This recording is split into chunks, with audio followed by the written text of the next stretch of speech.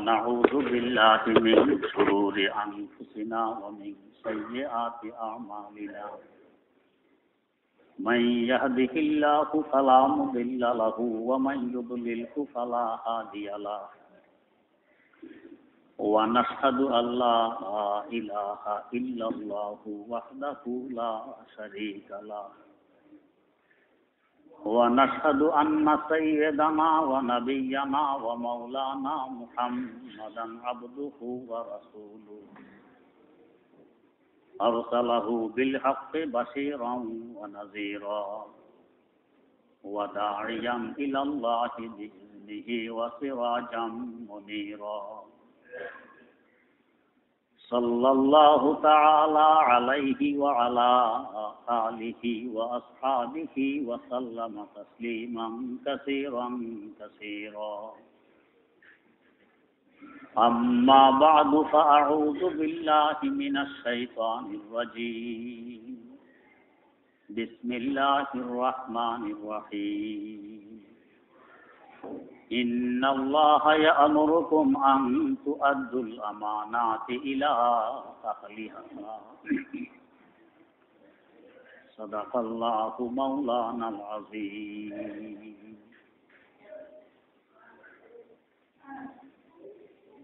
বয়ান চলছিল মুসলমানের পঞ্চম অক্ষর আলিফ সম্পর্কে। বলা হয়েছিল যে আলিফ মানে আমানত।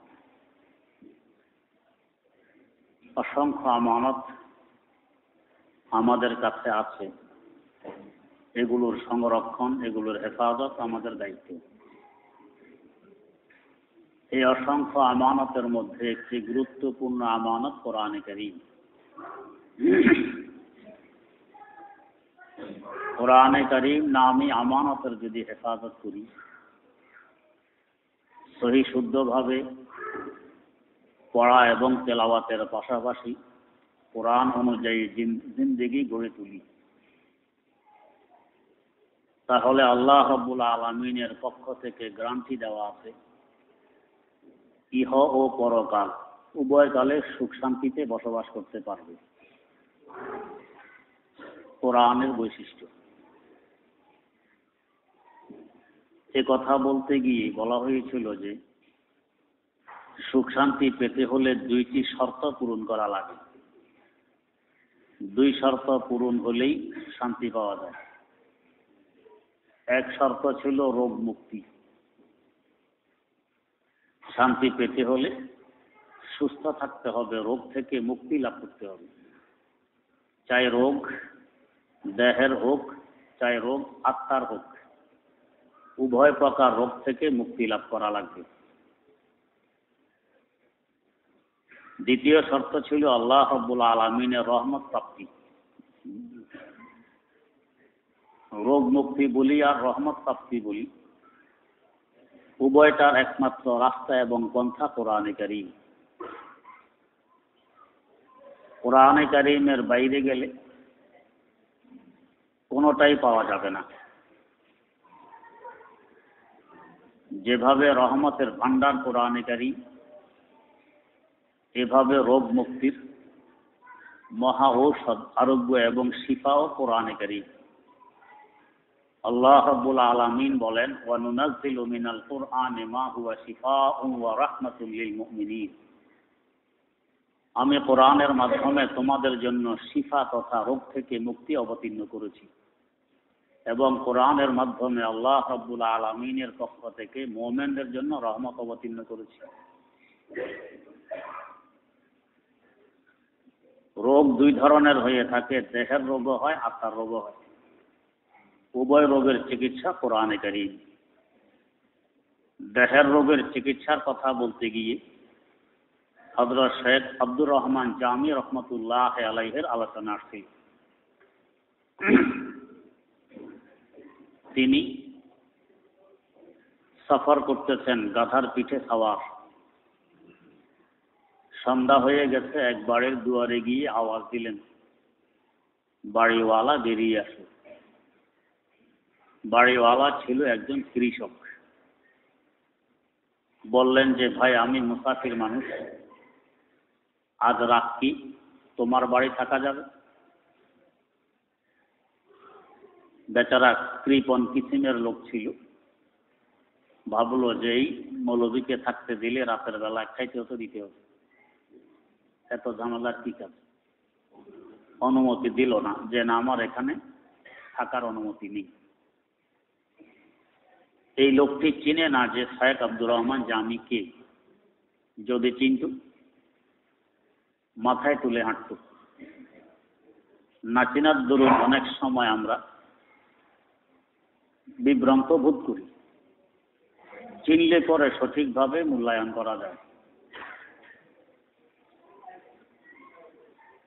পাবনা হেমায়তপুর পাগলাগারদ পরিদর্শনে গেছেন দুই মন্ত্রী, স্বাস্থ্যমন্ত্রী বাংলাদেশের, স্বাস্থ্যমন্ত্রী পাকিস্তানের। তো বাংলাদেশের স্বাস্থ্যমন্ত্রী ওনাকে দেখাইতেছেন এক আধা পাগলের সাথে কথাবার্তা। পাগল জিজ্ঞেস করে আপনারা কে, চিনেন না? তো বাংলাদেশের স্বাস্থ্যমন্ত্রী পরিচয় দিতেছেন আমি বাংলাদেশের স্বাস্থ্যমন্ত্রী, ইনি পাকিস্তানের স্বাস্থ্যমন্ত্রী। পাগল বলে হ্যাঁ, এখানে প্রথম প্রথম আসলে কত রকম দাবি দাওয়াই করে, 2-4 দিন থাকলে ঠিক হয়ে যায়। যদি চিনতো ইজ্জত সম্মান করতো, চিনে না এই জন্য হেও মনে করছে এর মতো এরা দুই পাগল আসছে। তো চিনলে মূল্যায়ন করা যায়, না চিনলে মূল্যায়ন করা যায় না। এক বুজুর্গ বাদশাহ দরবারে যাইতেন, বাদশাহ বুজুর্গের দরবারে আসেন। একদিন জিজ্ঞেস করা হইল হুজুর বাদশাহ কখনো আসে না, আপনি যান? হুজুর বললেন যে বাদশাহকে আমি চিনি এই জন্য আমি যাই, আর আমি কে বাদশাহ চিনে না এই জন্য আসে না। চিনলে আরো বেশি আসত। হযরত শেখ জামিকে কৃষক চিনে না, চিনলে তো মাথায় তুলে হাঁটতো, গনিমত মনে করতো যে দাওয়াত দিয়ে যাকে আনা সম্ভব হইতো না সে মুক্তি এসে গেছে আল্লাহ রহমত হিসেবে। চিনে না। হযরত জামি তো বলেছিলাম যে বাস্তব অর্থে আশিকে রাসূল, আল্লাহ রাসূল সাল্লাল্লাহু আলাইহি ওয়াসাল্লামের সত্যিকার অর্থে প্রেমিক। তার ঘটনা বলতে গিয়ে বলেছিলাম যে 3 বার রওনা হয়ে যান আর রাসূলুল্লাহ সাল্লাল্লাহু আলাইহি ওয়াসাল্লাম স্বপ্নে দেখান তাকে আসতে দিও না।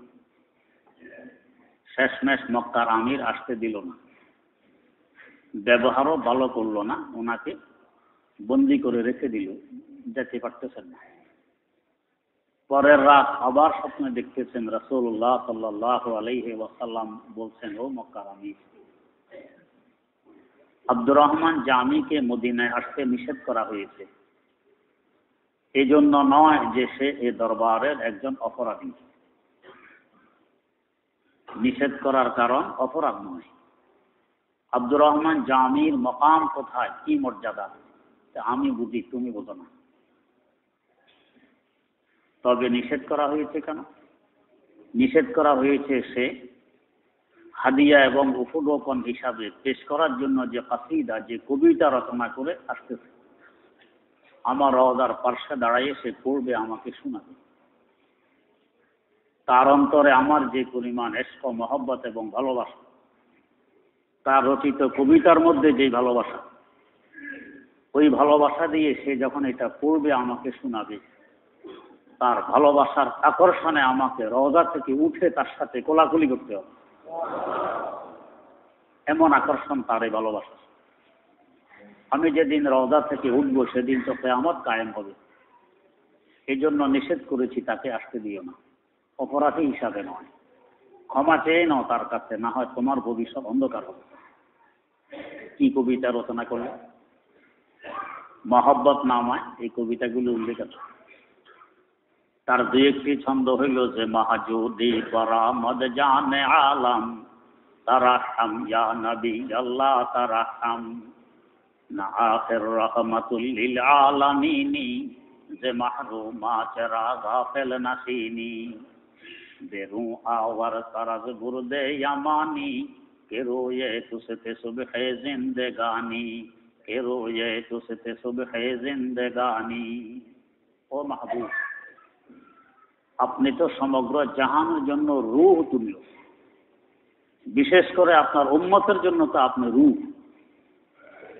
রূহ যখন দেহ ত্যাগ করে দেহ তখন তরুতাজা থাকে না, দেহে পছন ধরে। আপনি দেহ ত্যাগ করে চলে আসছেন রওজা পাকে, আপনার উম্মতের মধ্যে পছন্দ হচ্ছে। আপনার জীবদ্দশায় উম্মতের নাম শুনলে বিজাতিরা থরথর করে কাঁপত। আর এখন বিজাতির ভয়ে উম্মত পালানোর জায়গা পায় না। আল্লামা আলী উম্মতের এই চিত্রটা তুলে ধরেছিলেন তার মুসাদ্দাসের মধ্যে। তার ভাষায় তিনি বলছেন, আয়ে খাসা এ খাসান রসুল ওয়াক্তে দুআ হ্যায়, আয়ে খাসা এ খাসান রসুল ওয়াক্তে দুআ হ্যায়, उम्मत पे तेरी आके अजब वक्त पड़ा है, जो दिन बड़ी शान से निकला था वतन से, परदेश में वो आज गरीब गुरबा है, जो दिन पे था उम्मत मुस्लिम का निगाहबान, उस दिन का निगाहबान अगर है तो खुदा है, उस दिन का निगाहबान अगर है तो खुदा है। যে দিন, যে ইসলাম উম্মতের জন্য হেফাজত এবং সংরক্ষণের দায়িত্ব বহন করত, সেই দিনের হেফাজত এখন তুমি খোদা ছাড়া আর কেউ করে না। এই দুরবস্থা উম্মতের, আপনি আরাম করতেছেন রওজা পাকে, অথচ আপনার উপাধি ছিল রহমতুল লিল আলামিন, সমগ্র জাহানের জন্য রহমত। এত বড় রহমত হয়ে আপনার রওজা পাকে আরাম করতেছেন, আর উম্মতের এই দুরবস্থা, এটা কি করে সম্ভব? আমি আব্দুর রহমানের বুঝে আসে না। কত বড় দাবি, কত বড় কথা! ওই পরিমাণে আশিকার প্রেমিক হইলেই সম্ভব। আগে বলছেন, বেরু আওয়ার সারাজ গুরুদে ইয়ামানি, কে রোয়ে তুসতে সুবহে জিন্দেগানি, কে রোয়ে তুসতে সুবহে জিন্দেগানি। ও মাহবুব, ইয়ামান দেশের কাপড় দিয়ে আপনার কাফনের ব্যবস্থা করা হয়েছিল। ওই কাফনের ভিতর থেকে একবারের জন্য হইলেও একটু চেহারা মোবারকটা দেখাইয়ে দেন না। আল্লাহর হাবিব বলেন, এই কথা বললে আমাকে দেখাইতে হবে।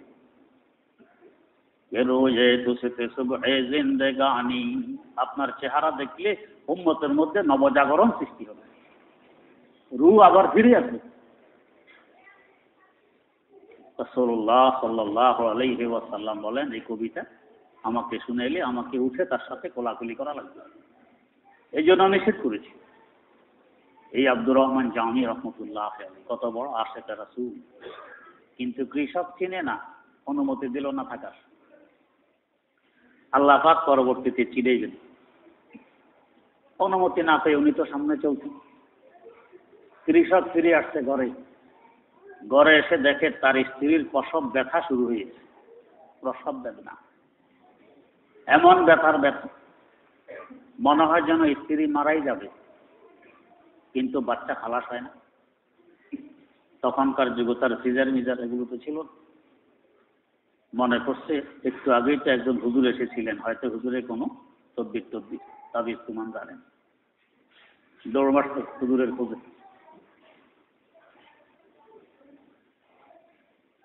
এটা যে কৃষকের দৌড় মারা, যে শুধু তার কাজ নয়, আমরাও এমন করি। আমাদেরও অবস্থা ঠিক তেমন। যখন দেখি চতুর্দিক অন্ধকার, আর কোনো রাস্তা খোলা নেই, এখন দৌড় হুজুরের দিকে। আর যখনই স্বার্থ উদ্ধার হয়, এখন আর হুজুরের দরকার নেই। এখন হুজুরের বিরুদ্ধাচারণ, হুজুর এই করে সেই করে, কত রকমের কথা। বিপদে পড়লে হুজুর। হযরত নিজামউদ্দিন আউলিয়া রহমতুল্লাহ আলাইহি, আমাদের মতো ছোট মোটো হুজুর, কত বড় হুজুর! আল্লাহু আকবার। তৎকালীন ভারতবর্ষের ক্ষমতাসীন সুলতান গিয়াসউদ্দিন বলবন, প্রতাপশালী বাদশাহ।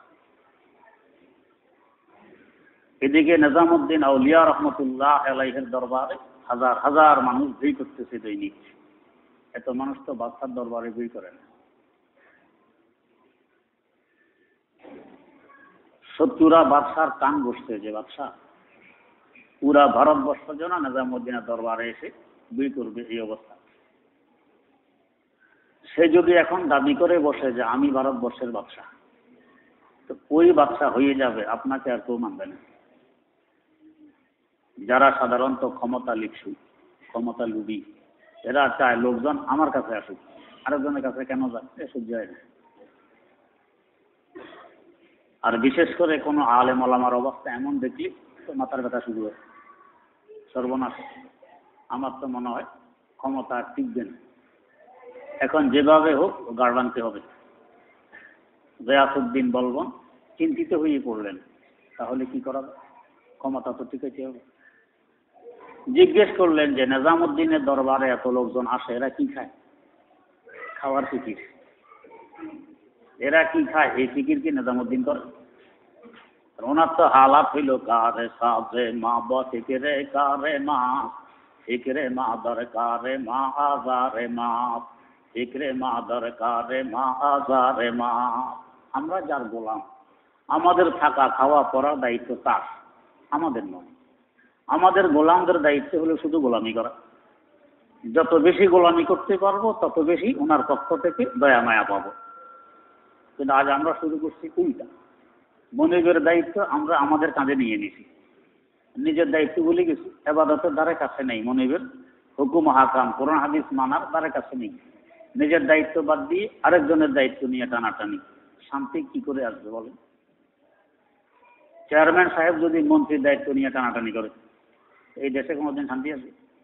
আসবে না। কার কি দায়িত্ব সে ওই দায়িত্ব নিয়েই তাকে থাকতে হবে। একজনের দায়িত্ব নিয়ে আরেকজন টানাটানি করলে এই দেশে শান্তি আসে না। বাদশাহ তো দেখলেন যে লোকজন এখানে আসে খায় থাকে, খাওয়া দাওয়া বন্ধ করতে পারলেই তো লোকজন কেটে পড়বে, নিজামুদ্দিন একা হয়ে যাবে, আমার গদি টিকবে। লোকজন কি আসলে এখানে খেতে আসে? খেতে আসে।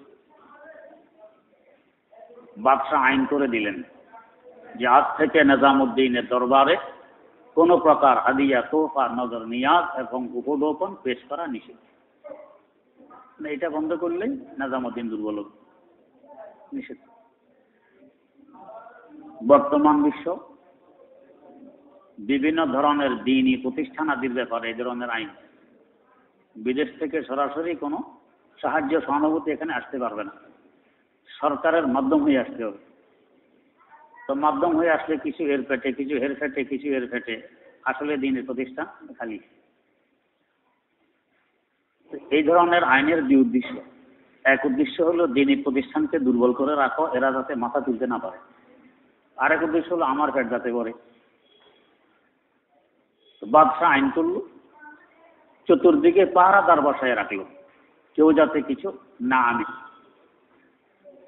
এই সংবাদ নিজামুদ্দিন আউলিয়া রহমতুল্লাহ আলাইহির কানেও পৌঁছে।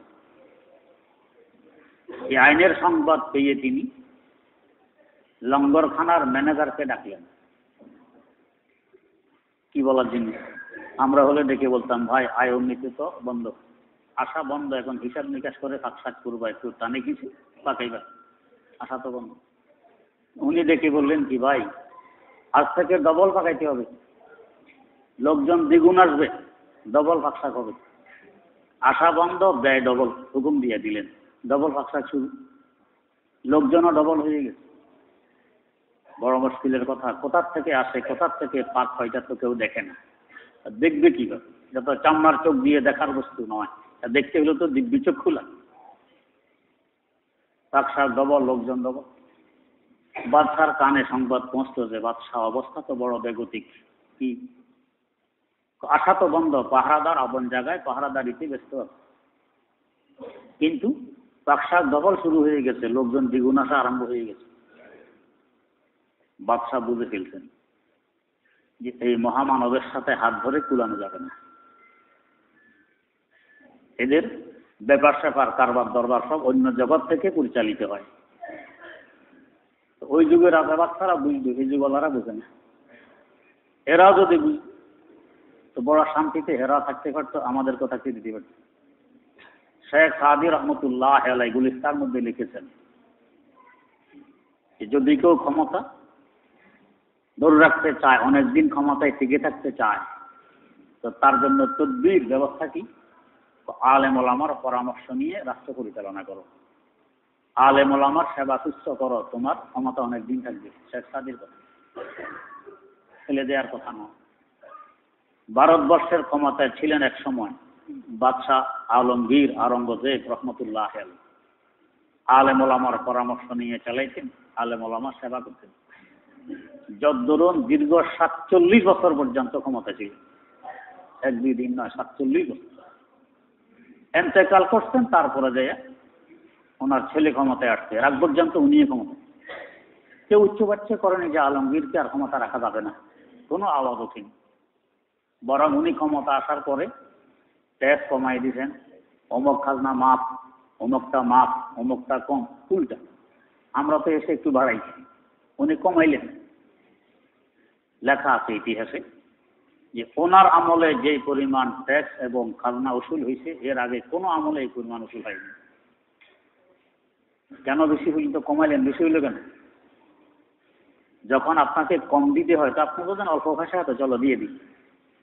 যদি বেশি দিতে হয় তো ঘুষের রাস্তা, কিছু কর্মকর্তাদেরকে দেই আর বাকিটা মেরে দিই। এখন যদি আপনি কামাই করেন 2 লাখ টাকা, ট্যাক্স দিতে হয় 50,000 টাকা, আপনি ঘুষের রাস্তা তো যাবেন, এত টাকা দিয়ে দিব, তো পুরা টাকা সরকারের তহবিলে যাবে না। আর 2 লাখ টাকা কামানোর পরে যদি সরকার বলে দিয়া যেত, তো ঠিক আছে, অল্প তো চেয়েছে দিয়ে দেন।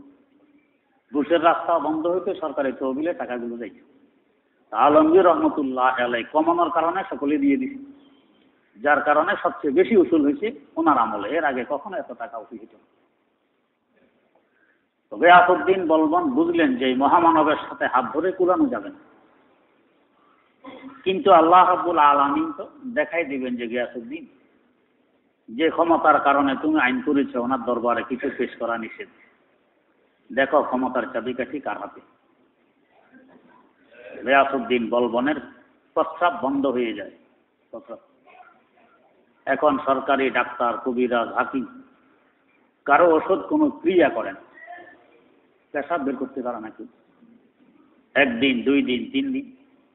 বাদশার এখন ডাক চিৎকার গড়াগড়ি আরম্ভ হয়ে গেছে। বাদশার মা তখন জিন্দা ছিলেন। দেখে চতুর্দিক রাস্তা অন্ধকার, ছেলেকে আর বাঁচানো যাবে না। ডাক্তার, কবিরাজ, হাকিম সব জবাব দিয়ে দিয়েছে। দৌড় মারছে নিজামুদ্দিন আউলিয়া রহমতুল্লাহ আলাইহির দরবারের দিকে। চতুর্দিক যখন অন্ধকার দেখে তখন হুজুরের কথা মনে পড়ে। এর আগে হুজুরের বিরুদ্ধে হুজুরের দরবারে কিছু আনা পর্যন্ত নিষেধ, তাতে না খাইয়া মরে। আল্লাহ দেখা এখন কেউ না খাইয়া মরে, কেউ খাইয়া মরে।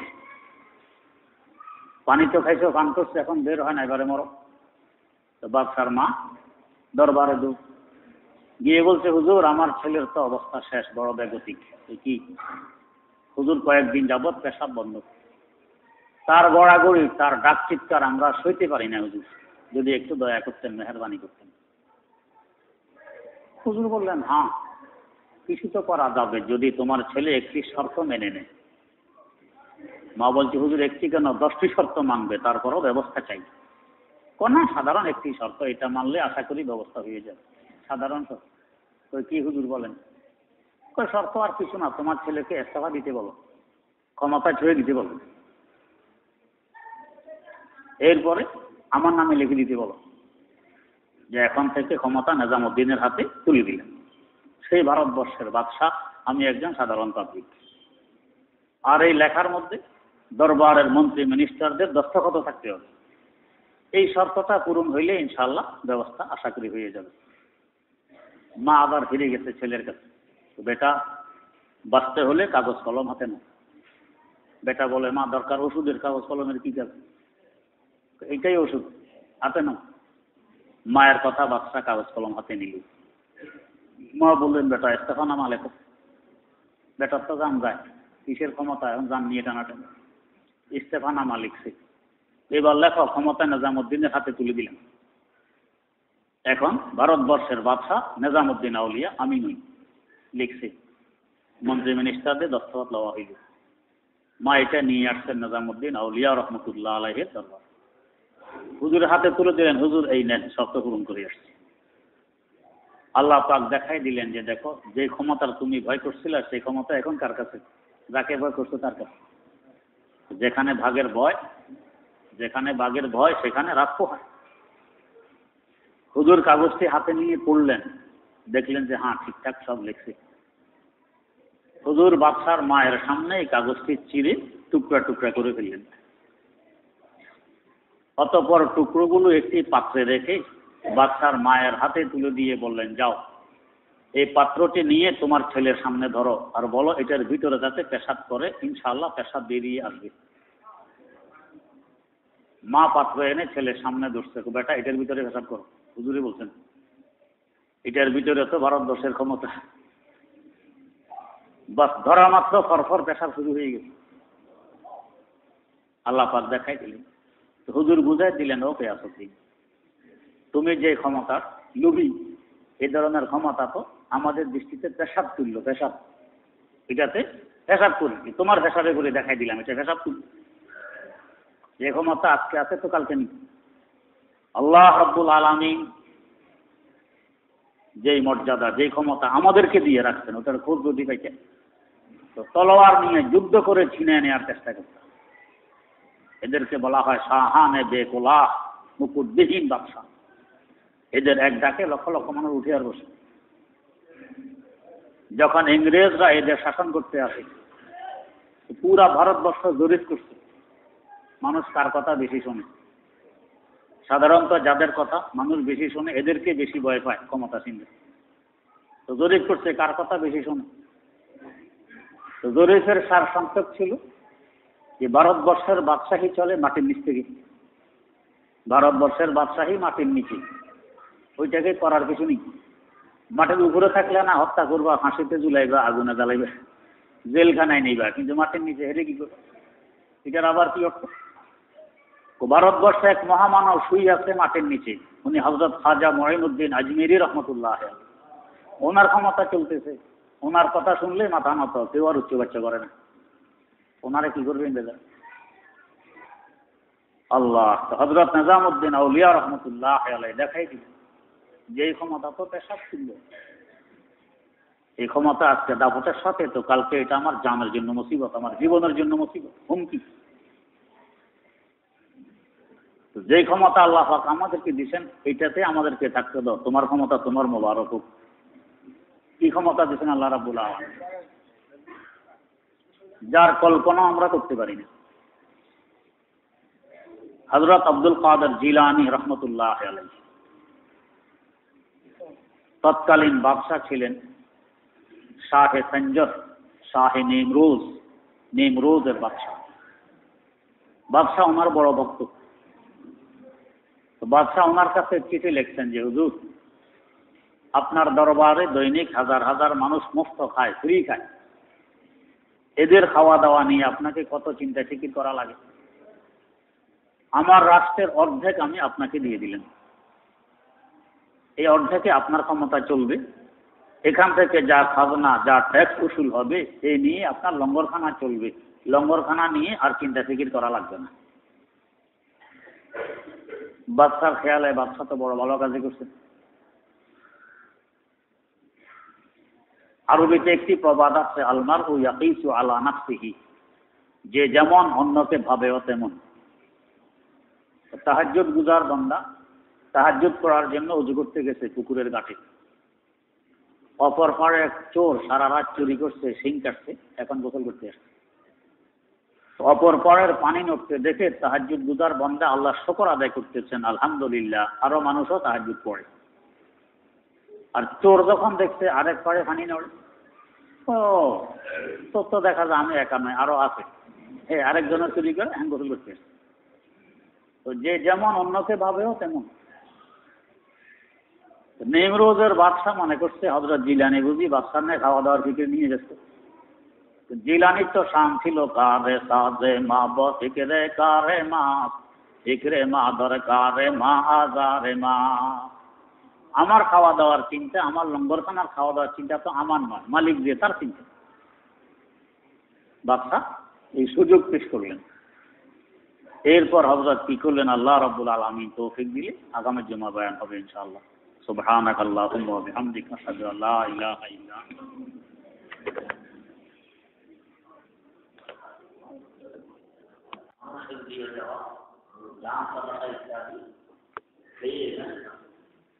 এই সিলসিলা, এই নিয়ম, এই রীতি রাসূলুল্লাহ সাল্লাল্লাহু আলাইহি ওয়াসাল্লামের সময় থেকে শুরু হয়েছে, অদ্যাবধি জারি আছে। এই নিয়মটা ধরে আছে কওমি মাদ্রাসায়, অন্য প্রতিষ্ঠানে এই নিয়ম নেই। যদ্দরুন রাসূলুল্লাহ সাল্লাল্লাহু আলাইহি ওয়াসাল্লামের পুরা আদর্শ অন্য কোনো অনুষ্ঠানে দেখা যায়। তাঁর 16 আনা আদর্শ দেখতে হলে একমাত্র মডেল কওমি মাদ্রাসা। তাঁর সুন্নতের উপরে আমল দেখতে হলে কওমি মাদ্রাসা। অন্যান্য প্রতিষ্ঠান যদিও মাদ্রাসা নাম হোক, কিন্তু ওই সুন্নত নেই, ওই আকীদা নেই, ওই আমল নেই, ওই রীতিনীতি নেই। কারণ হুজুরের জমানার যে নিয়মে মাদ্রাসা চলতো সেই নিয়মে বরকরার রয়নি, বহাল রয়নি, এই জন্য ওই আদর্শ বাকি রয়নি। যাই হোক, হযরত জিলানীর দরবারে হাজার হাজার মানুষ আসে আর ফিরি খায়, ওনার থেকে দিন শিখে তাজকিয়ায়ে নফস তথা আত্মশুদ্ধি করে। তো নেমরোজের বাদশা দেখলেন মানুষ ফিরি খায়, নিশ্চয়ই খাওয়া দাওয়ার ফিকির নিয়ে হযরত জিলানীকে ব্যতিব্যস্ত থাকতে হয়। তো বাদশাহ চিঠি লিখলেন হযরত জিলানীর নামে, হুজুর, আপনার লঙ্গরখানায় দৈনিক হাজার হাজার মানুষকে দেখি ফ্রি খায়, এদের খাওয়া দাওয়া নিয়ে আপনাকে কত চিন্তা ফিকির করতে হয়। আমি আমার রাষ্ট্রের অর্ধেক আপনাকে দিয়ে দিলাম, এই অর্ধেকের বাদশা আপনি। এই অর্ধেক থেকে যা ট্যাক্স এবং খাজনা উসুল হবে, এই দিয়ে আপনার লঙ্গরখানা চলবে, লঙ্গরখানা নিয়ে আর চিন্তা ফিকির করা লাগবে না। বাদশার খেয়ালে বাদশা তো বড় ভালো কাজই করছেন, বাস্তবও ভালো কাজ করছেন। আল্লাহ, আরবিতে একটি প্রবাদ আছে, আল মারউ ইয়াকিসু আলা নাফসিহি, যে যেমন অন্যকে ভাবেও তেমন, অন্যকে নিজের মতোই মনে করে। আসলে ব্যাপারটা এমন হয় না। আমি যেমন সবাই এমন হবে এটা হয় না, তারপরও মানুষ এমনই মনে করে। আল্লামা রুমি রহমতুল্লাহ আলাইহি এই বিষয়ে মুসনদ শরীফে বিস্তারিত আলোচনা করছেন। হযরত আম্বিয়ায়ে কেরাম আলাইহিমুস সালাতু ওয়াস সালাম, হযরত আউলিয়া আল্লাহ রাহিমাহুমুল্লাহ দেখতে তো আমাদের মতো মানুষই দেখা যেত। যদিও দেখতে দেখা যেত আমাদের মতো মানুষ, কিন্তু ওনারা ছিলেন মহামানব। তাঁদের অবস্থা আমাদের অবস্থা এক নয়, বহু তফাৎ। হযরত রুমি বলেন, আউলিয়ারা হাসতে কুদরত আজ ইলা, তীরে জুস্তা বাজ আরান আজ হাওয়া, তীরে জুস্তা বাজ আরান আজ হাওয়া, কারে পাকা রাতে আসাদ খুদমাগির, গরচে মানাত দরনা বেস্তান সে রশির, শির আবাসাত के मर्दान नी कुरान, शेर आबासात के मर्दारा कुरान। तो देखो, শির একটি শব্দ ফার্সিতে, শিন ইয়া রা, তালবাস্য দীর্ঘিকার র, শির। এই শব্দ তো একটা, কিন্তু তার অর্থ হয় দুই রকম। শির মানে দুধ, দুধ মানুষে খায়। আবার শিন ইয়া রা উচ্চারণে একটু বেশ কম, শেষ ইয়ায় মারুফ আর ইয়ায় মাজুব, লিখতে একরকম, লেখার মধ্যে কোনো বেশ কম নেই। শির যেভাবে লেখা হয় শেরও সেভাবে লেখা হয়, কিন্তু শির মানে দুধ, যে দুধ মানুষে খায়, আর শের মানে বাঘ, যে বাঘ মানুষকে খায়। কত বেশ, তো দেখতে একরকম দেখা যায়, বাস্তব কিন্তু একরকম নয়, বহু তফাৎ। এরকম আম্বিয়ায়ে কেরাম আলাইহিমুস সালাতু ওয়াস সালামের চেহারা, আউলিয়া আল্লাহদের চেহারা মানুষের মতো চেহারা, দেখতে মানুষ দেখা যায়, আসলেও মানুষ কিন্তু মহামানব, আমাদের মতো নন।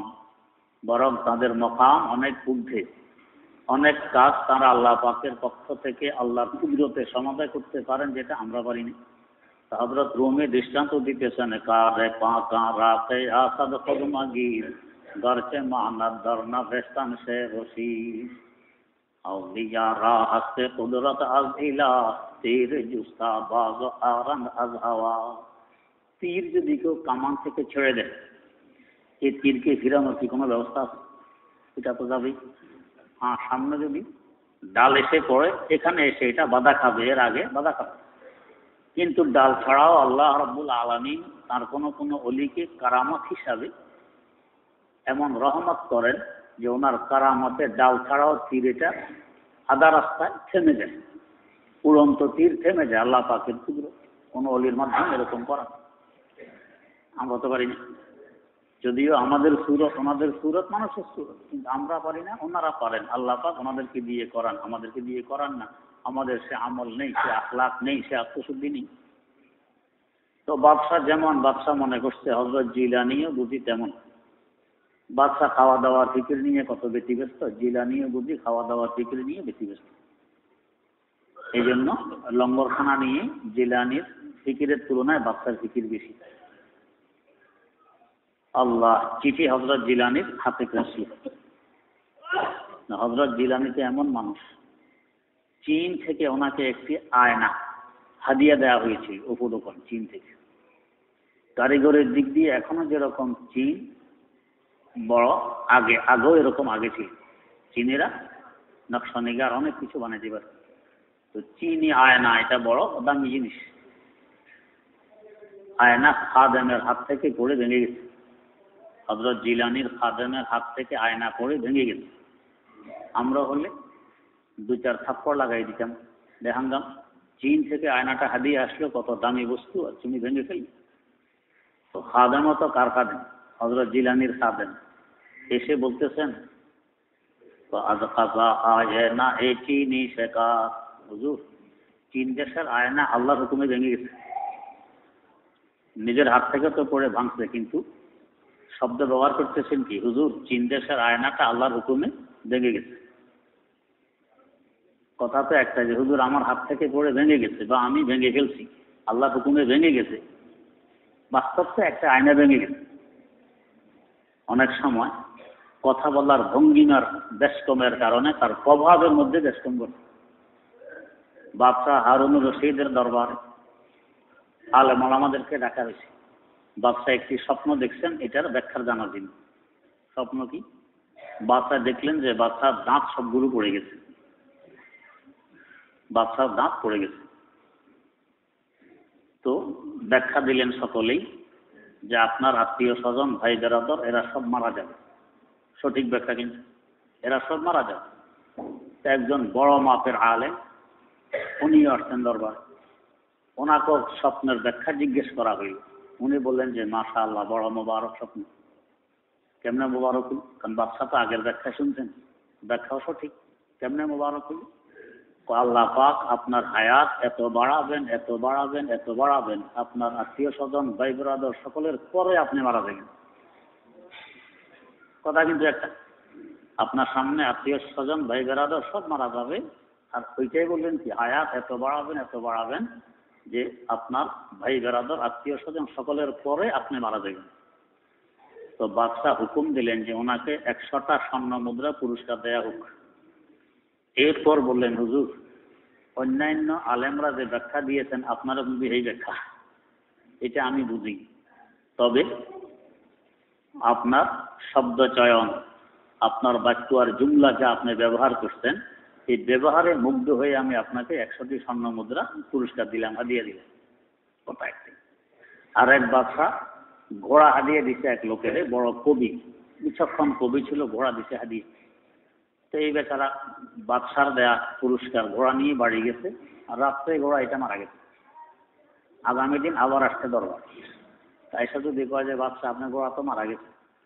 বাদশাহ বলতে অলৌকিক আইকা, মাত্র ঘোড়া দিলাম কালকে রাত্রে, কালকে আজকে রাতে মারছ।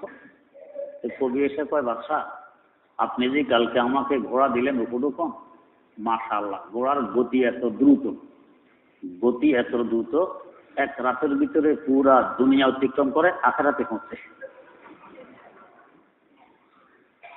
বাদশাহ খুশি হয়ে এত এরে ঘোড়া আরেকটা দাও। যদি এমনি বলতো আপনার ঘোড়া মারা গেছে, হয়তো পোড়া লাগাইয়া বের করতে যে হলো কি, কিন্তু তার ব্যাখ্যা বিশ্লেষণ এমন, তো ঘোড়া আরেকটা তাকে পুরস্কার দাও। তো কথার বন্ধু তো হযরত জিলানীকে বলা হলো আজ কাজা আয় না হে চিনি শেখা। তো হুজুর আল্লাহর হুকুমে চীন দেশ থেকে যে আয়নাটা হাদিয়ে আসছিল সেটা ভেঙে গেছে। হুজুরে বললেন কি, खूब शुद मिरात खुद दीनी शिकार, खूब शुद मिरात खुद दीनी शिकार। खुद दीनी, খুদ মানে নিজে, দিনী মানে দেখা, নিজকে নিজে দেখার হাতিয়ার। আমরা নিজকে নিজে কি দিয়ে দেখি? আয়না দিয়ে দেখি। এটা তো হলো তার বাহ্যিক অর্থ। কিন্তু যারা আহলে তাসাউফ মারিফাতের লাইনে চলেন, খুদ দিনীর অর্থ এখানে আরেকটা, সেটা হইল অহংকার, নিজকে নিজে বড় মনে করা, নিজকে নিজে অন্য থেকে ভালো মনে করা, এটাকে খুদ দিনই বলা হয়। তো উনি বলতেছেন খুব শুদ আয় না খুব শুদ মিরাত খুদ দীনি শিকার। তো বড় ভালো হয়েছে, নিজকে নিজে দেখার হাতিয়ার ভেঙে গেছে। এখন আমি আর নিজকে নিজে দেখবো না, অহংকার আসবে না, বড়াই আসবে না। এখন অহংকার দূর হয়ে গেছে, অহংকার হাতিয়ার ভেঙে গেছে। তো হযরত জিলানী তো এমন তবকার মানুষ, এমন স্তরের মানুষ। জিলানীর কাছে চিঠি আসছে যে হুজুর রাষ্ট্রের অর্ধেক আপনাকে দিয়ে দিলেন। এমন এক চিঠি যদি আমাদের কাছে আসে, এখন যদি আমাদের প্রধানমন্ত্রী আমাদেরকে লেখে যে বাংলাদেশের অর্ধেক তোমার, কি অবস্থা করতেন? বাংলাদেশও তো লাগতো না, মিরপুরের অর্ধেক তোমার, এইটাও লাগতো না, অমুক জায়গার অর্ধেক তোমার। আমরা তো পল্টন ময়দানে গিয়ে বিশাল সমাবেশের আয়োজন করতাম, করে প্রধানমন্ত্রীকে দাওয়াত দিয়ে স্টেজে তুলতাম, ফুলের মালা দিতাম গলায়। তাও কি একটা দুটো দিতাম? ফুলের মালা দিতে দিতে কপাল পর্যন্ত ডাকতাম, যাতে চোখেও কিছু না দেখে। অভিনন্দন পত্র পাঠ করতাম, বলতাম আপনার তো হাতেন তাই, আল্লাহ রহমত হয়ে নাজিল হয়েছেন, আমাকে অমুক জায়গার অর্ধেক দিয়ে দিয়েছেন মুফতে, হুলস্থুল করে ফেলতাম। হযরত জিলানীর হাতে একটি রাষ্ট্রের অর্ধেক, সাধারণ কথা তো নয়। এখন গ্রহণ করলেন কি করলেন না, বাদশাকে জানাইতে হবে। ভিন্ন একটি কাগজে লিখে জানাবেন, এটাও বরদাস্ত করলেন না। যে সামান্য কথার জন্য 1 পৃষ্ঠা কাগজ নষ্ট করবো, হবে না। তো হযরত জিলানী বাদশার চিঠির উল্টা পিঠে 2টি শের লিখে উত্তর দিয়ে দিলেন।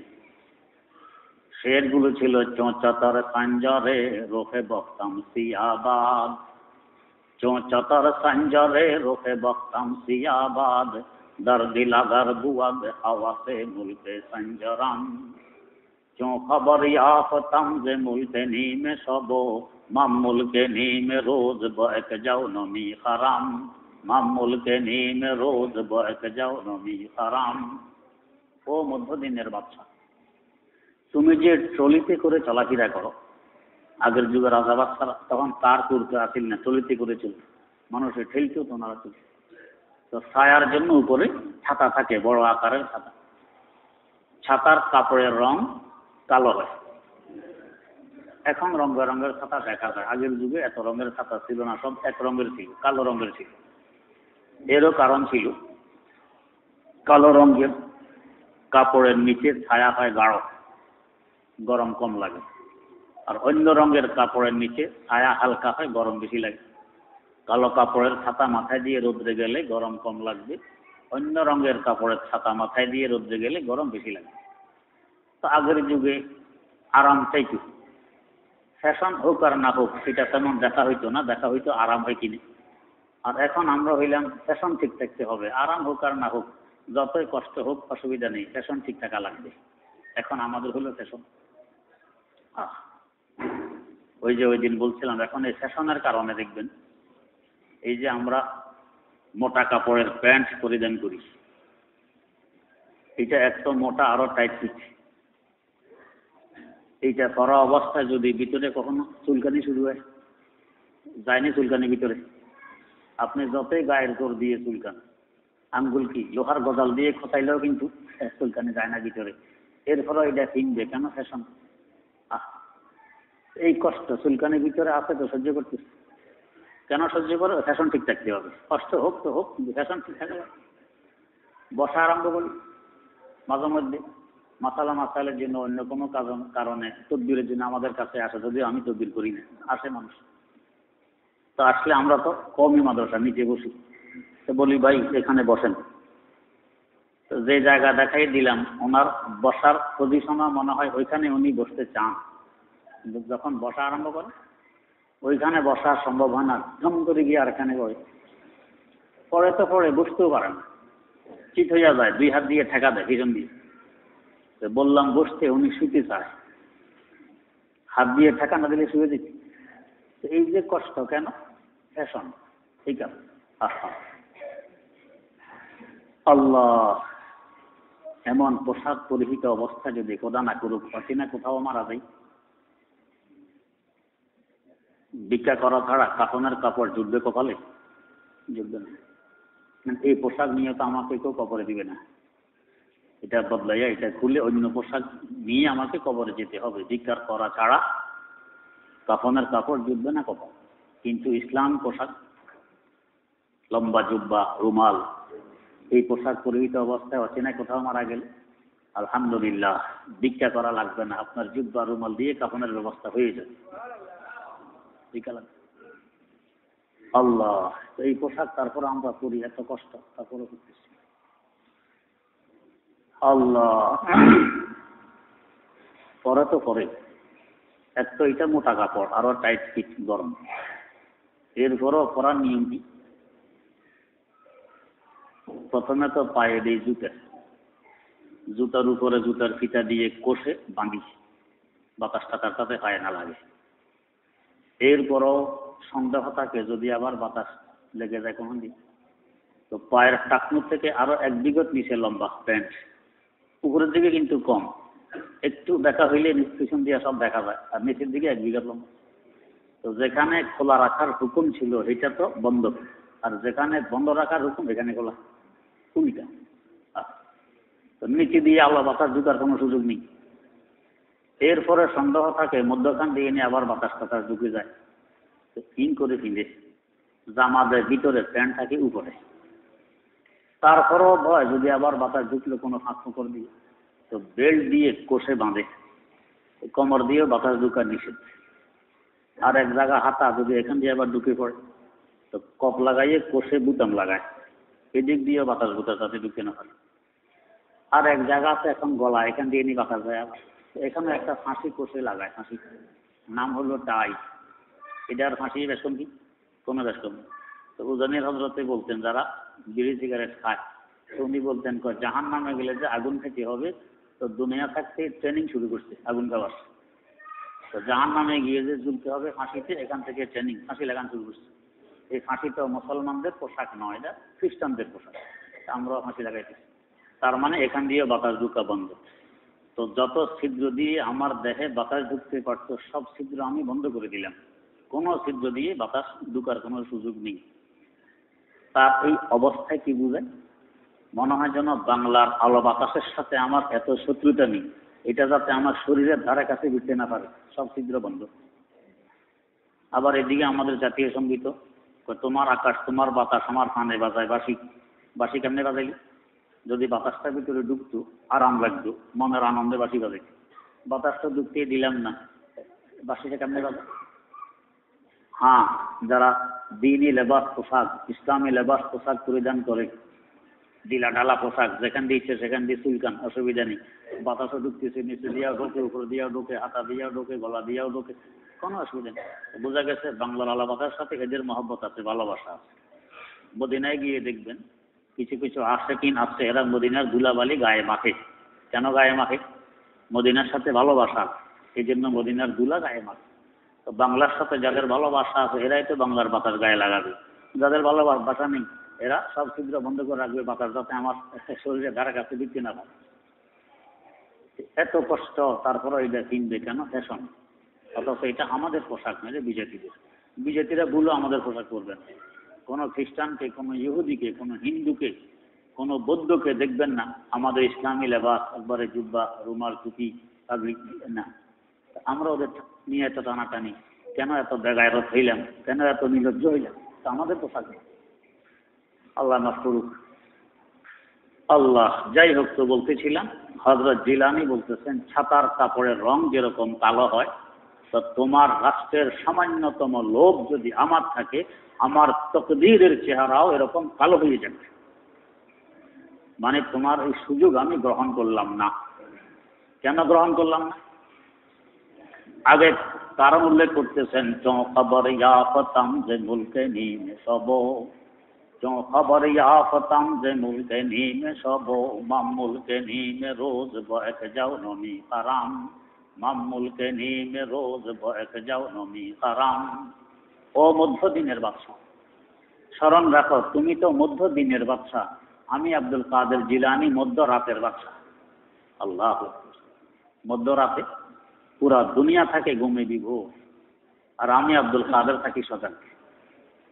আমি পাক পবিত্রতা অর্জন করে তাহাজ্জুদের পর যখন বাদশাদের বাদশা, সম্রাটদের সম্রাট আল্লাহ রাব্বুল আলামিনের সাথে আমার কথাবার্তা শুরু হয়। কি কথা?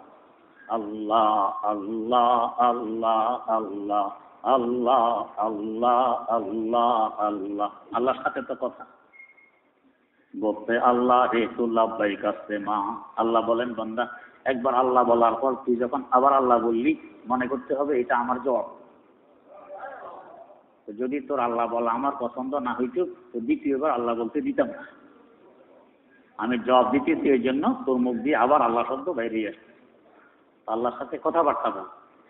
তো মধ্যরাতে উঠে যখন আল্লাহর সাথে কথাবার্তা শুরু হয়, তখন আমার অনুভব হয়, আমি দেখি পুরা দুনিয়ার বাদশাহী যেন আমার পায়ের নিচে। जो खबर याफतम से मुल्क नीम सबो, जो खबर याफतम से मुल्क नीम सबो, माम मुल्क नीम रोज बहक जाओ नमी হারাম। ও মধ্যদিনের বাদশা, যেদিন থেকে মধ্যরাতের বাদশাহীর খোঁজ পেয়েছি, ওই দিন থেকে মধ্যদিনের বাদশাহীর মূল্য আমার দৃষ্টিতে 2 পয়সাও নয়। তোমার বাদশাহী তোমার মোবারক হোক, আমাকে আমার বাদশাহী করতে দাও, ওই ঝামেলায় আমাকে জড়াইও না। তাহলে লঙ্গরখানার অবস্থা? এটা বুঝাতে চাইলেন যে লঙ্গরখানার খাওয়া দাওয়ার চিন্তা আমার নয়। কেন? আমি গোলাম কার? আমার আল্লাহ। যারা আমার লঙ্গরখানায় থাকে খায়, এরাও গোলাম কার? আমার আল্লাহ। গোলামের থাকা খাওয়ার দায়িত্ব কার? মনিবের, গোলামের নয়। তা আমার লঙ্গরখানায় কি খাওয়ানো হবে, আমরা কি খাবো, যারা এখানে আছে এরা কি খাবে, এই দায়িত্ব আমার আল্লাহ, উনি আমাদের মনিব, এটা আমার নয়। এই নিয়ে চিন্তা ফিকির আমার করা লাগবে না, আমার আল্লাহ করবেন। কারণ অবস্থা হইল কারে সাজে মা বতিকে কারে মা, ঠিকরে মা দরকারে মা হাজারে মা, ঠিকরে মা দরকারে মা হাজারে মা। আমার থাকা খাওয়া এবং করা, আমার লঙ্গরখানা যারা আছে তাদের থাকা খাওয়া এবং করার দায়িত্ব মনিবের, আমার আল্লাহ, এটা আমার নয়। তো এই নিয়ে চিন্তা ফিকির আমার করতে হয় না। আমার ফিকির হইল মনিবের গোলামি করা। গোলাম যত বেশি গোলামি করবে ততই তার প্রমোশন হবে, ততই সে পুরস্কৃত হবে। আর গোলাম যদি মনিবের দায়িত্ব নিয়ে টানাটানি আরম্ভ করে, এই গোলামের ডিমোশন হয়, প্রমোশন হয়, এই গোলাম শাস্তিযোগ্য। আজ আফসোস যে আমরা মনিবের কাজ নিয়ে টানাটানি, রাত দিন এক করে পেরেশান মনিবের কাজ নিয়ে, নিজের কাজ গোলামি করা এটা ভুলে গেছি। যদি গোলামি ঠিকভাবে করতাম, মনিবের আদেশ নিষেধ মেনে চলতাম, তা আমাদের ফিকির মনিব করতেন, আমাদের করা লাগতো না। এই জন্য কোনো বুজুর্গ বলেন, বুজুর্গকে ব্যারিস্টার সানাউল্লাহ রহমতুল্লাহ ছিলেন তো ব্যারিস্টার, কিন্তু বড় আল্লাহওয়ালা বুজুর্গ। উনি একটা কথা প্রায় বলতেন, কি গোলামে শোধানে আইনে তারাকিস, গোলামিয়ে খোদা খুদ আইনে শাহি, গোলামিয়ে খোদা খুদ আইনে শাহি। আল্লাহর গোলামি করা প্রমোশন পাওয়া, আল্লাহর গোলামি করা গোলামদের বাদশাহী করা। আল্লাহ ছাড়া সমস্ত মখলুক তো আল্লাহর গোলাম। আমি যদি পুরোপুরি আল্লাহর গোলামি করতে পারি, তার অর্থ হবে আমি গোলামদের বাদশাহী করতেছি। এটা হলো উন্নতি। কিন্তু আজ আমরা গোলামি ত্যাগ করাকে উন্নতি মনে করি, আসলে অবনতি হয়, অশান্তি বাড়ে, পেরেশানি বাড়ে, ঘুম আসে না, নিন আসে না, শান্তি নেই, শুধু অস্থিরতা, শুধু অস্থিরতা। ট্যাবলেট খাওয়ার পরও ট্যাবলেটও এখন ফেল করে, ঘুম আসে না। কেন? গোলামি ছেড়ে দিয়েছি। গোলামি করলে এত চিন্তা আমার করা লাগবে না। তো হযরত জিলানী রহমতুল্লাহ আলাইহি বুঝিয়ে দিলেন, আমি যার গোলাম, আমার থাকা খাওয়া, আমার লঙ্গরখানার থাকা খাওয়া, এগুলোর চিন্তা ওনার, আমার নয়। তোমার রাষ্ট্র তোমার মোবারক হোক, আমাকেও রাষ্ট্রের অর্ধেক দেয়া লাগবে না, ওইটা আমি নিব না। जो खबर याफतम जे मुल्क नीम सबो, जो खबर याफतम जे मुल्क नीम सबो, माम मुल्क नीम रोज बहक जाओ नमी কোরআন। তো মধ্যদিনের বাদশাহী যখন হাতে আসছে, তখন থেকে মধ্য দিনের বাদশাহী আমার কাছে 2 পয়সা মূল্য রাখে না। আমি তো মধ্যরাতের বাদশাহী পেয়ে গেছি। আল্লাহ রাব্বুল আলামিনের আদেশ নিষেধ মেনে চললে আল্লাহ পাক এরকমই করেন। আল্লাহ পাক আমাদেরকে তার আদেশ নিষেধ মেনে উভয় জাহানে ধন্য হওয়ার তৌফিক দান করুন। সুবহানাকাল্লাহুম্মা ওয়া বিহামদিক আশহাদু আল্লা ইলাহা ইল্লা আনতা আস্তাগফিরুকা ওয়া আতুবু